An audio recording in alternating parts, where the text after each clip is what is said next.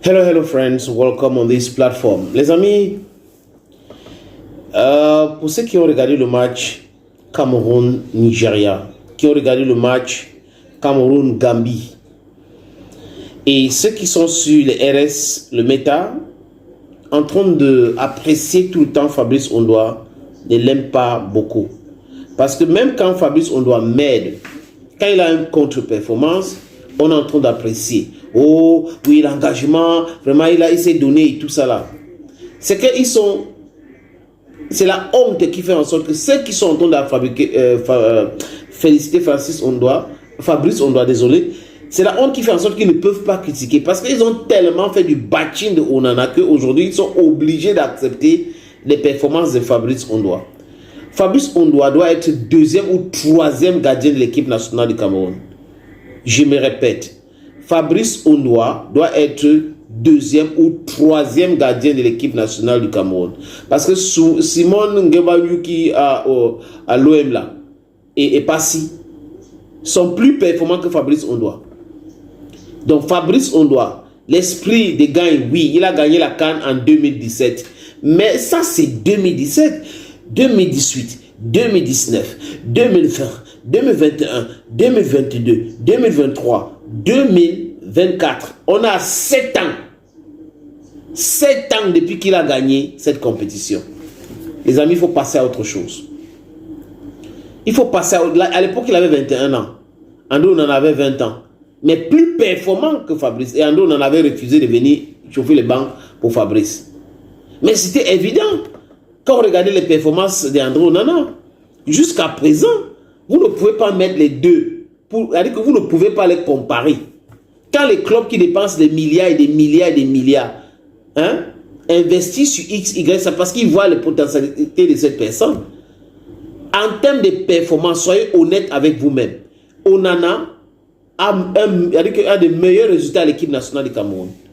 Je veux que ceux qui sont honnêtes partent vérifier combien de buts a encaissé Ondoa pour combien de rencontres avec l'équipe nationale du Cameroun. Je crois que si je ne me trompe pas, il a joué 54 rencontres avec l'équipe du Cameroun. Et il a encaissé à quoi 56 ou 57 buts.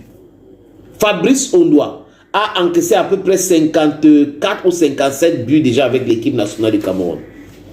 Vous avez André Onana qui a joué 28 rencontres avec le Cameroun, encaissé 28 buts. Et vous voulez comparer les deux. Ce n'est pas possible. Vous ne pouvez pas. C'est André Onana qui qualifie le Cameroun pour la CAN. C'est André Onana qui qualifie le Cameroun pour la Coupe du Monde.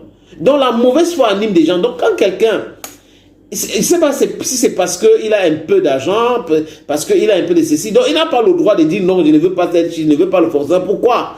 Pourquoi hier, les Eto, les Song, les Mboma, les Njitab, les Kamini avaient le droit de dire que non, nous ne voulons pas ceci. Et aujourd'hui, ils ne veulent pas accepter que les autres les disent, ok, voilà. J'espère bien. Parce que si je m'en tiens à ce que ces lanceurs d'alerte que je ne crois jamais disent, ça pose un énorme problème si c'est vraiment le fonctionnement.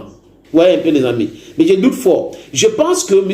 Philosophe a ses arguments à lui pour mettre les gens au stade. Mais il tâtonne depuis la Coupe du Monde au Qatar.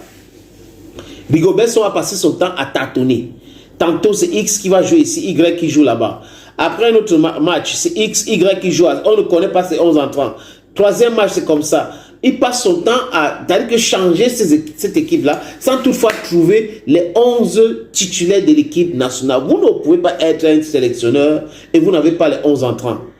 Même en club, il y a des 11 entrants titulaires.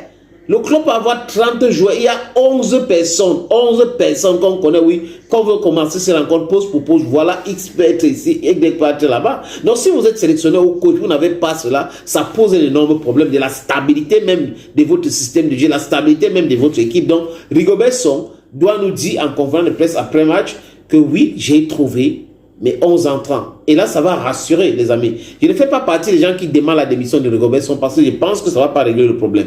Je pense aujourd'hui que l'Afrique doit rester avec les sélectionneurs africains pour pouvoir gagner les compétitions même internationales. On n'a pas besoin de venir ici avec les Caucasiens, recruter les Caucasiens, comme si le miracle peut se produire avec les Caucasiens. C'est faux. C'est un faux débat, c'est une fausse réflexion. Il ne faut pas réfléchir de la façon, les amis. Donc, Je me répète, l'essence de cette vidéo, c'est quoi? C'est pour vous dire que André Onana reste le premier gardien de l'équipe nationale du Cameroun.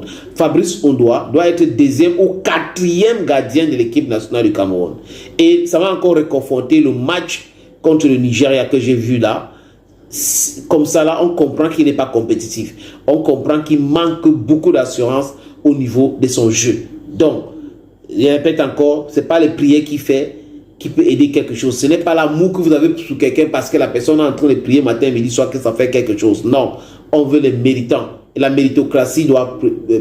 c'est la méritocratie qu'on doit encourager. Voilà, let me just put it that way. On doit encourager la méritocratie. Arrêtez tout ce débat de X, Y, il sourit avec, il sourit mal, il sourit, et ta façon de sourire n'est pas, c'est pas ça le débat. Ceux qui méritent doivent être au stade. Et au goal aujourd'hui, celui qui mérite s'appelle André Onana. Arrêtez, c'est un faux débat. C'est un faux débat.